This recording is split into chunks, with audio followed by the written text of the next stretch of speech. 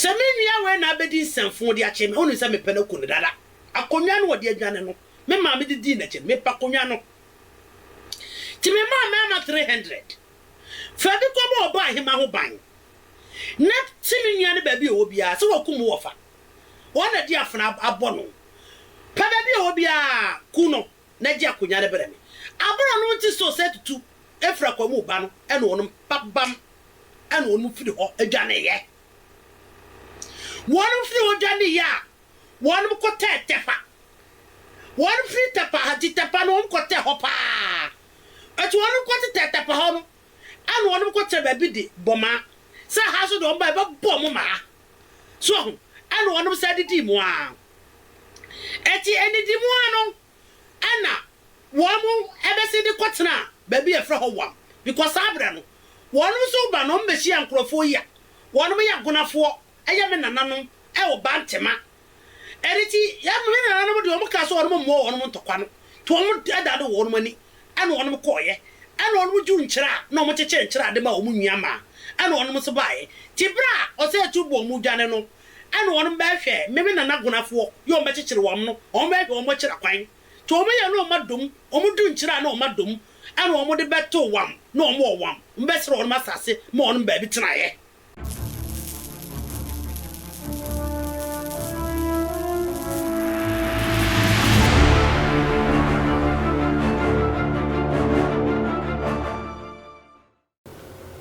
Memua kwaba eba Skeleton Man TV. So Skeleton Man TV ana wushi. So when your first timer any abomodia subscribe. Me a notification is so send you anytime bia ye di video betumu no one son sabe kan when ye bia share we show you comment fa tire wa dwen efa video no ho bisia like video no na share e mo bia so enya bi hwe me da asi bebre abusia evangelist comfort for su the historian abusia for what the nsem bi etudwa evangelist say Dormaahene or your true for chese or your true for ankasa anytime bia Dormaahene ekase bia no abusia asem wa o kan say sikadwa eye omo domafo edia eti ana o kan sa Dormaahene ekire mu a eye mre bia etwam ni nananom ene Kwamanhene eye den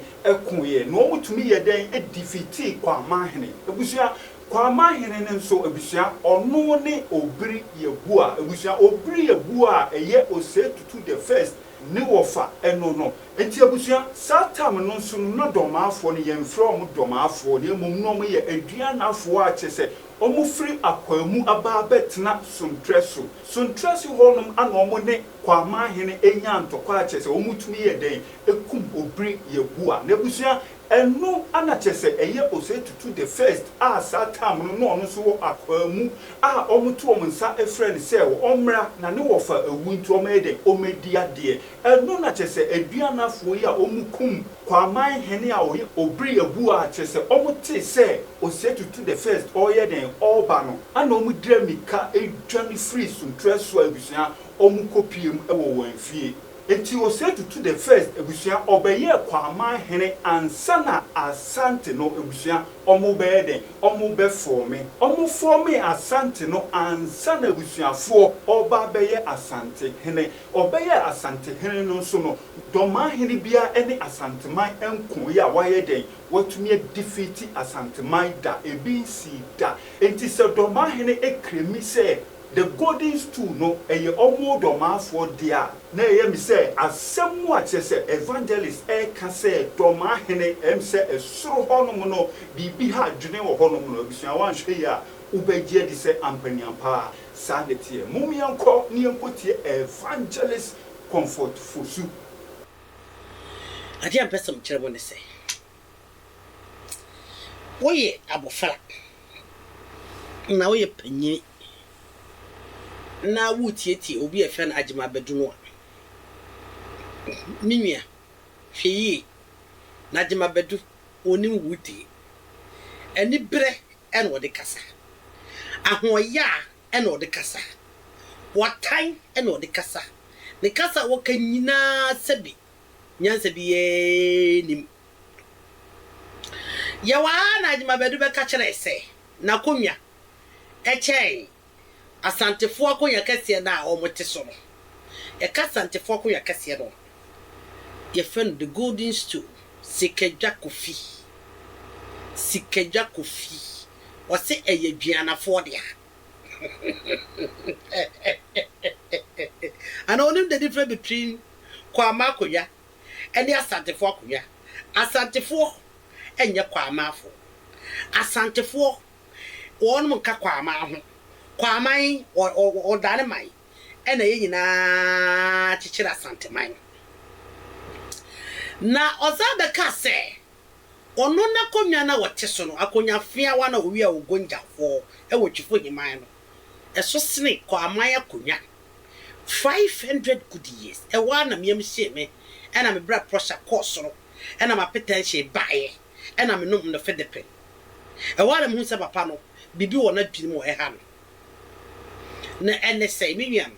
aka for you very clever ye na na me faseda ma won pa yi ye na na no me one of the people a o ma boa ye ama aka ekuro no ye se ne eti otumfo ya aboa se wose na aboa kanai wose aboa o mo bra wose hu fi wate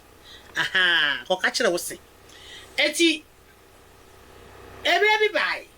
nana bi ni efe nana eje jare ye efe na eje jare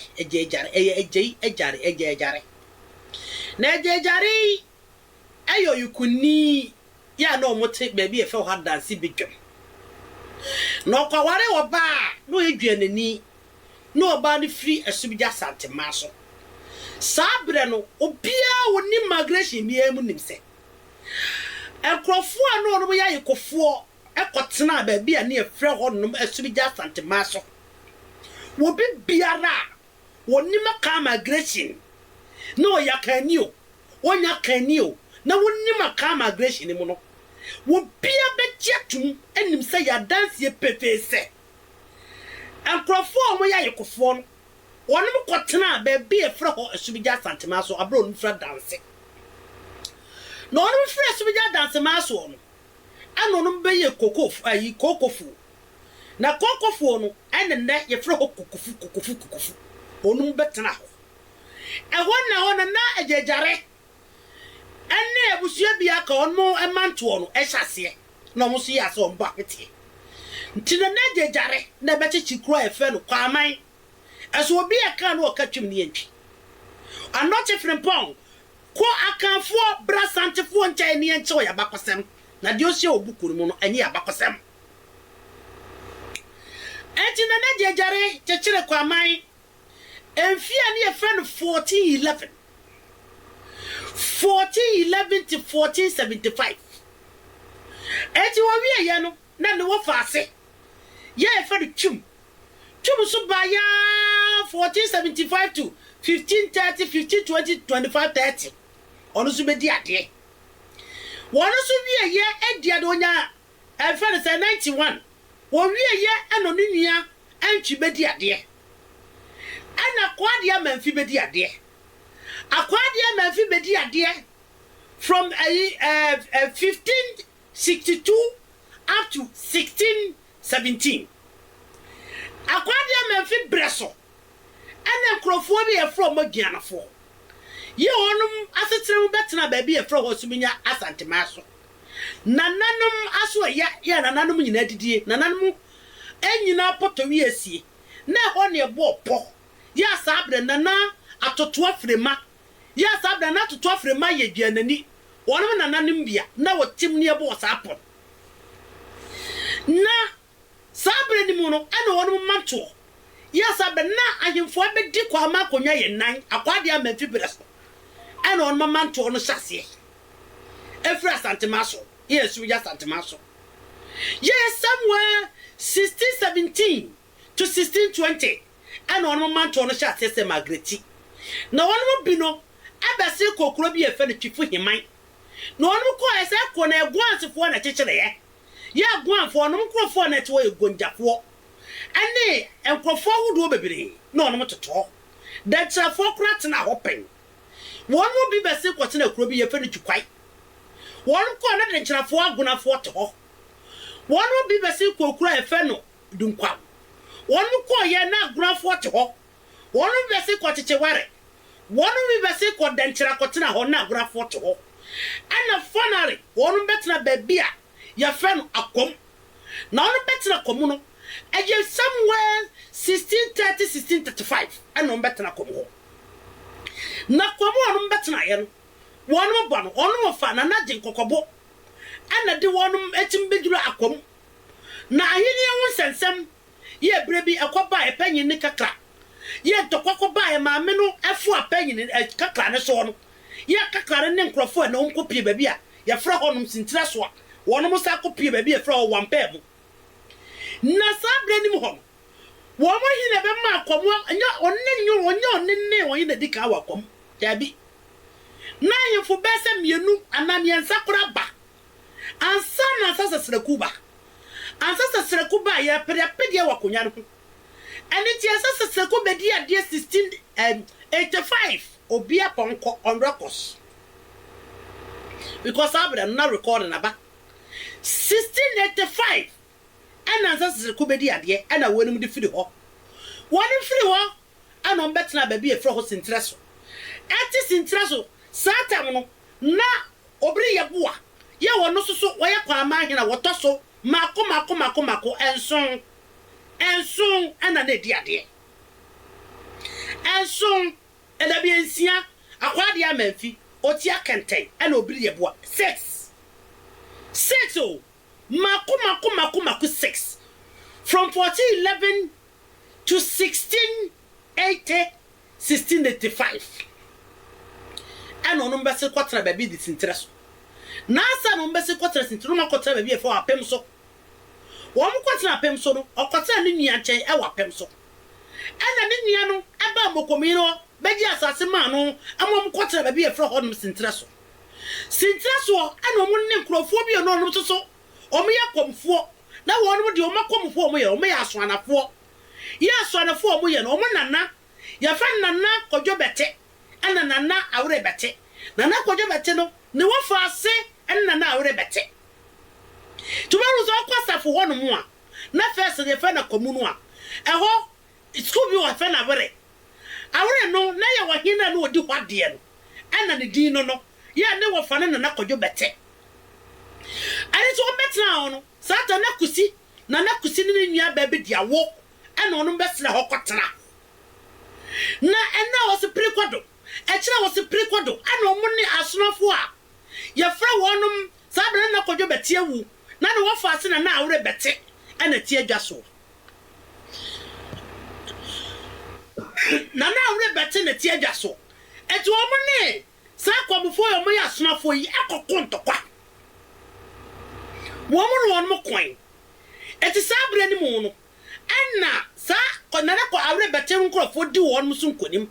ana onu pia ko omanim kakra ana omko ben kwa amafo no a wonum susu sabre omo te ba bi ene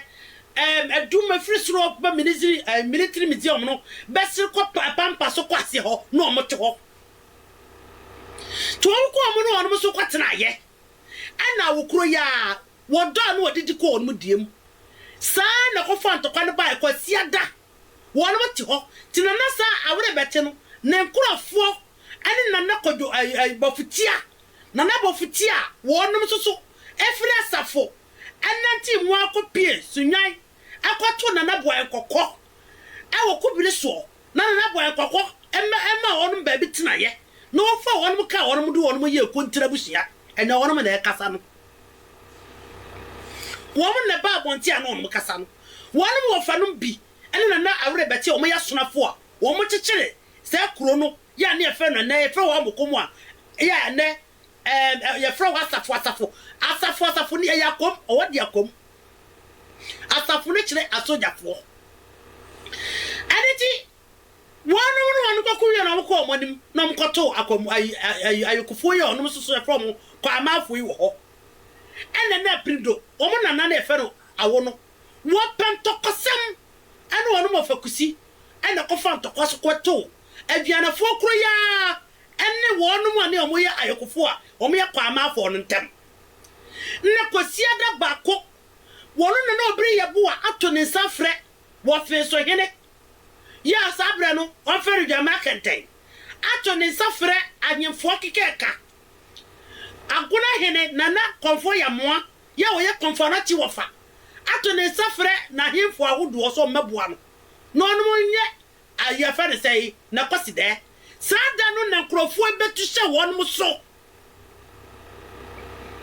kwasia da no be kwasida no na san krofo betu hye won mo so ama funa eko kana na obiri yeboa miye na obiri yeboa dro enanson anya yie ene woto ananam sieto sabre no na wo bibiele ni baby o se tutuwo esa se na ni su ye kekra abro ko danchira baaye na ni wo fobiri yeboa kote se wako ye problem ene abrabo nsuwa ye danchira hene wo fase akoda manyinsa bepuom no ye danchira hene wako so ane se wo fa da yere mana na bo ponsempa no yo ba ye no fobiri yeboa se kofi afedie edi bone doso adenti na kekeka wontena se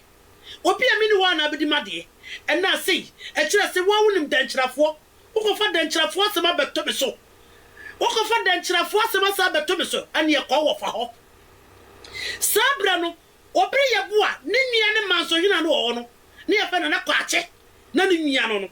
eti wo ka kire ne wo fa ase ye fa no se tutu se wo se tutu ko ne wo fa ye wo ye manso hine kwache no won ko do ho to se tutu ko manso ye na wo fa ne bunu manso no e ko no nya bunu manso ye fa ne manso enkrofobia wo mo nana de abrewo bunu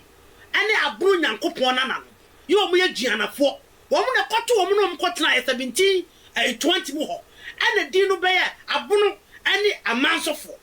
wonu mu din anya bunu mansofo ya ye din ni atra ho na mo dia bakosema towe aya dominating ni podino aniti woko ni wofa na na kwache ho woko ho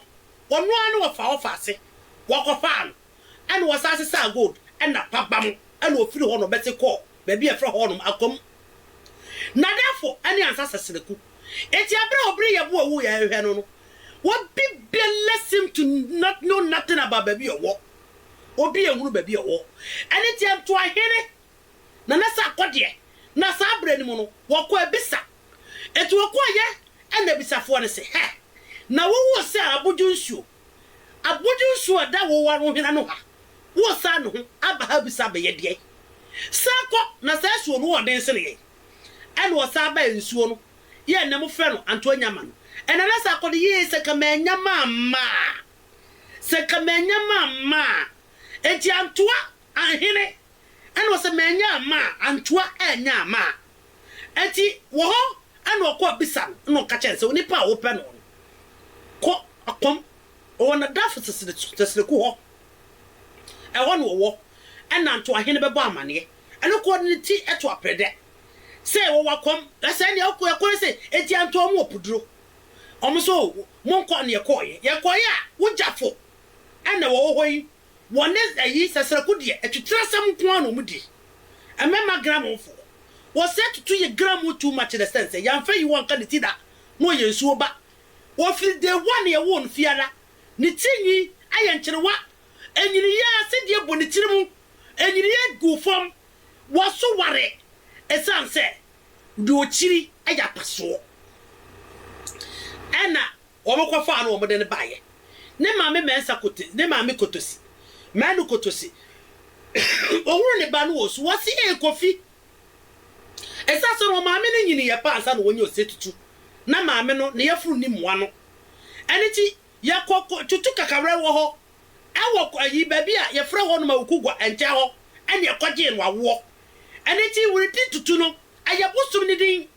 ne ewu ne fiada ene de tu kofi tutu kaya wose kakawrere eso ne din so esa sensuo no ye fa no nana tutu kakawrere bosom aniti bansira da ne nsa no onyini no na bansira ne nyini onyini no na bansira ne nyini wo e ba matete gram kakraka wo so ware ankasa wo so ware chese abra mame manu kotosi ko ye no nana tutu kakawrere se ade am de bema no e ya de mu yes so abosumani e na de ma wo eti na ni su kekra on trase ti wo ba e na sase kusimadanfo se me nua we na abedi nsanfo de ache me onu se me pena kunu dada akonwa no wo de adwane no me ma me di na che me pa konwa no ti me ma 300 fa bi ko bo ba hima ho ban na ti me nua ne ba bi o bia se wo kum wo fa wona di afna abono pa ba bi o bia kuno na ji akonya ne bere me aboro no ti so set tu efra kwa mu ba no e no wonum babam e no wonum firi ho adwane ye wonum firi ho adwane ya wonum ko tetefa wonum firi tepa haji tepa no ko te ho pa ati wonum ko tetefa ho no e no wonum ko te ba bi di boma sa ha so do mba ba bom ma so ho e no wonum sa didi mu a eti eni di mu ano ana womu ebesi di kwatena ba bi efra ho wam because abra no wonum so ba no mbeshi ankrofo ya wonum ya gonafo eye me nananom e wo bantema eriti ya me nananom de wonum ka so wonum mo wonum ntokwa no to wonum adade wonum ani ana wonum koye ana wonum ju nkyira na wonum cheche nkyira de ma wonum nyama ana wonum so bae tibra o se tubo mu dwane no ana wonum ba hwe me nana gonafo yo mbe chechire wom no won ba hwe won mo kyira kwan to wonum ya no madum wonum du nkyira na wonum madum ana wonum de beto wam na wonum wam mbesere wonum asase ma wonum ba bi tenaye aba wonum ba bi ade tenaye eti o se tutu wotewo na mieni nikurani nya mieni nikurani woni poda sani bie no akobetimi de nsa aka o se tutu da and it is 1770 o se tutu da chirafo a no muti kotoku ene bo on tu it was a revenge anya atemfo ene kum o se tutu enya ne kura aya da chirafo a ye from atem kotokufo yes abra no muti kotoku ene santim de kariwo nti abra ne se tuti kudro mo wo twapran enna kotokufo bo on tu ete kotokufo ene kum obi efe no na se tutu 1717 abra no 50 years na so woto so mu kotokufo no ano akyere sase mo kai ne se if only I know se kami humu yanka isa se the band sire na nane nsa na the band sire nane nsa aniti obre ye bu aka kyere nsa nko no wo fa ho yes abere ye obre ye bu anua no kwache ne nua ketwa ne kwache na se ye no betra trabonten ye wonu sa prince no ofe no se ogoro wo futi se fufuo macho wo basa adi se wo ba ha ofoforo woti wo ofro ho macho wo ye macho meme yo ba metimi no wati agina patwede ye wo nya macho ye ka macho a wo mi hu am nsuro na wo be ho macho a kire wan ena wo ogoro wo no nkorofo aboabo no no akronfo asefo mo betra bonte am sese mo se wonu kwa ma akonwa kase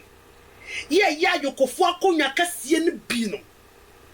dia super obetimi aka kokofu dia kase adanse bedwom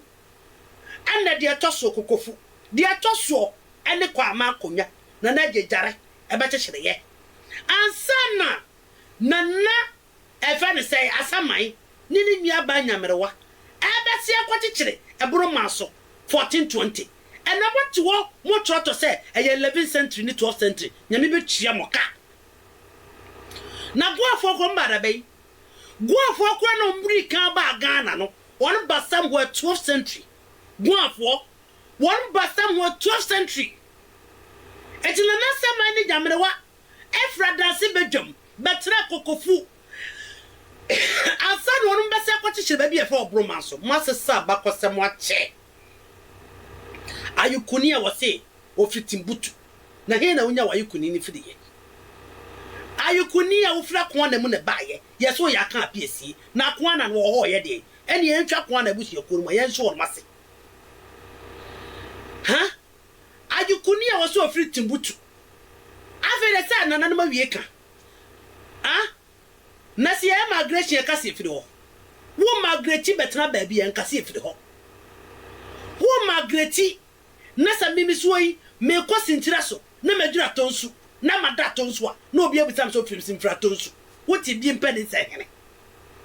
Well, abusia and the evangelist comfort for Sue and abusia for Moten and Kano. Ninsemwa or dear Guhoi, a day and our walk a farm. Comment session horn, natural warding, a finance on home. Ah, Hanum, a skeleton man TV. We see a top from one. Jerry Bebre, when it's away your first time one, any of Modia. Subscribe, me a notification is so. Click on send a video, Pia, ye give a tumuno. One so sabe kan when ye be sure. Me da si bebre.